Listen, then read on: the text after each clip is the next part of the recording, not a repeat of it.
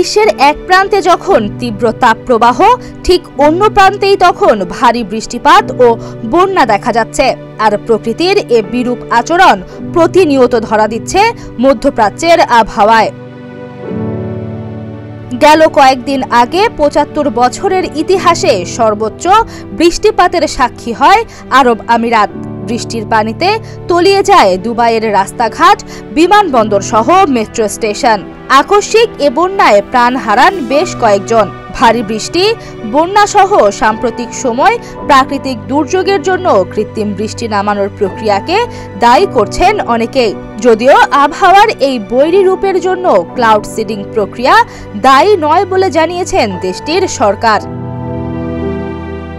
বন্যার রেশ কাটতে না কাটতেই এবার ঘন কুয়াশায় আচ্ছন্ন সংযুক্ত আরব আমিরাতের বেশ কয়েকটি শহর। আবুধাবি ও ওমান সীমান্তবর্তী শহর আল আইনে জারি করা হয়েছে ইয়েলো অ্যালার্ট।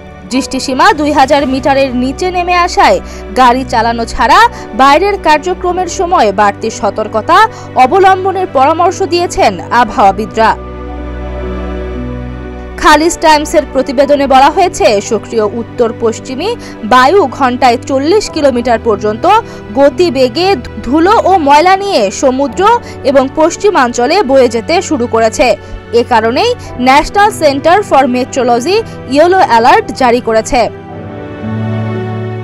এদিকে মক্কা মদিনায় ফের বৃষ্টিপাতের পূর্বাভাস দিয়েছে দেশটির আবহাওয়া দপ্তর।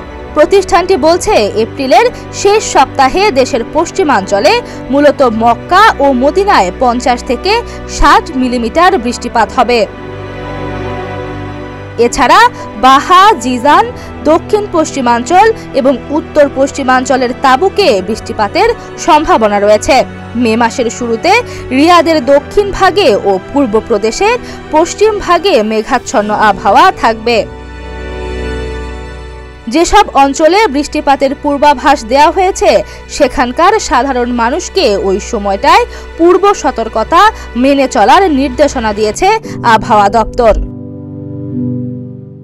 গেল সপ্তাহে সৌদি আরবের পূর্ব প্রদেশে ভারী বৃষ্টিপাত হয়। রাজধানী রিয়াদের কিছু অঞ্চল সহ দেশটির অনেক এলাকা পানিতে তলিয়ে যায়। ভারী বর্ষণের কারণে বিভিন্ন শহরের স্কুল, কলেজ ও বিশ্ববিদ্যালয় বন্ধ ঘোষণা করা হয়। সৌদি এমন একটি দেশ যেখানে তীব্র গরম, রোদ, বৃষ্টি, তুষারপাত সবই দেখা যায়। গরমকালে সেখানকার মানুষের ঘর থেকে বের হওয়া কষ্ট হয়ে যায়, আবার শীতকালে কিছু অঞ্চল সাদা তুষারে ঢাকা পড়ে।